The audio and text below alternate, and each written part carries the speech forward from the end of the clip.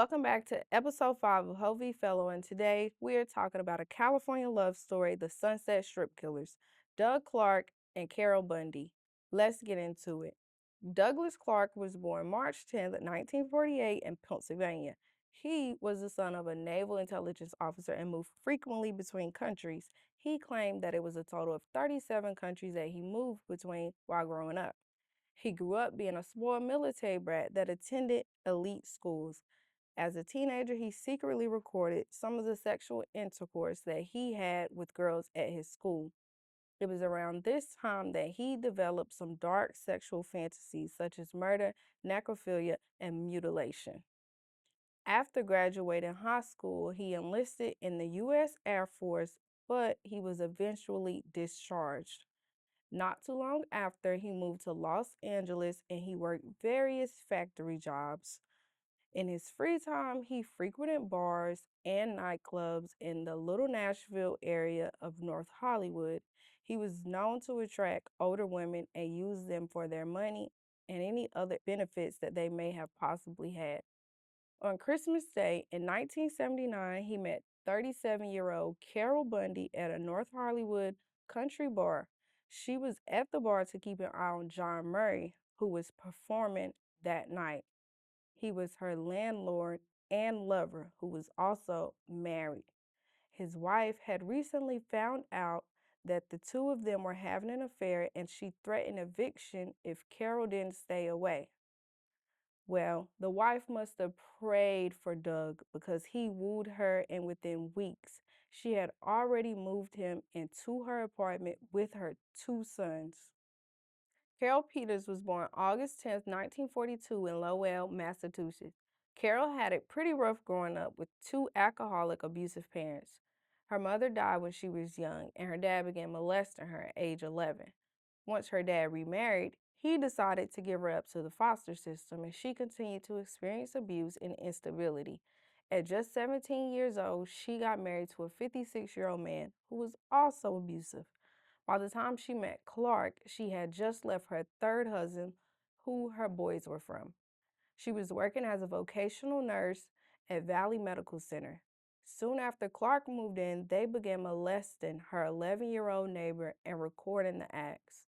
She once told a reporter, and I quote, "She was a mousy little person, and her experience with Doug were the most amazing adventures she'd ever been in." Clark started to lurk and linger around the Sunset Strip of Hollywood, where he regularly picked up sex workers for him and Carol to both enjoy together. It didn't take long for Clark to act on his murderous fantasies. Although she wasn't found until much later, his first victim was believed to be 17 years old Marnette Comer, who was last seen May 21st of 1980. On June 12, 1980, Clark abducted 16-year-old Cynthia Chandler and 15-year-old Gina Moreno. They were half-sisters who had run away from the Huntington Beach area and they were hanging out on the Sunset Strip.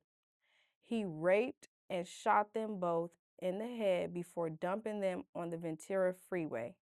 He took their personal belongings and used them to call their friends and taunt them with awful details of the murders while he masturbated. He felt so good about it that he decided finally to tell Carol what he had been up to. Next was 24-year-old Karen Jones, who he shot to death outside a Burbank steakhouse, and just 2 hours later, he killed her friend, 20-year-old Exie Wilson. He decapitated Exie and took her head home for Carol to doll her up with makeup and allow him to carry out some of his sexual fantasies. They dumped the head 4 days later, and the clothes found with the head were the same clothes that his first victim, Marnette Comer, had last been seen in. The police held numerous press conferences to make the public aware and to seek information from the public as well. At this time, Carol is spiraling and she confesses to her ex-boyfriend, John Murray, what they had been up to. But she quickly regretted her confession and shot and stabbed him multiple times in fear that he would turn her in. She then decapitated him and took his head home to show Clark. But this only pushed her even more over the edge because she went to work and confessed it to her coworkers, saying, "I'm supposed to save lives, not take them." Her coworkers immediately called the police and Carol began to sing. But she didn't tell the whole truth. John Murray's body was found August 9th, 1980 in his van after the neighbors complained of a foul stench, but his head was never found. Clark was picked up at work that day, but he denied all the claims and said that it was Bundy and Murray that carried out these murders. Bundy actually told the police that she enjoyed shooting Murray. It was fun. But that's odd considering how much it drove her crazy. Just weeks after their arrest, the skeletal remains of a 15 to 20-year-old Jane Doe was found in a Newell, California oil field, and she had also been shot in the head.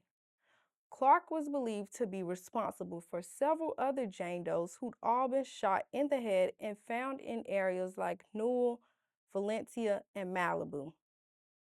Clark was convicted of 6 consecutive death sentences of first-degree murder plus 8 months of mutilation or sexual contact with human remains and 9 years for attempted murder with a 3-year enhancement for inflicting great bodily injury.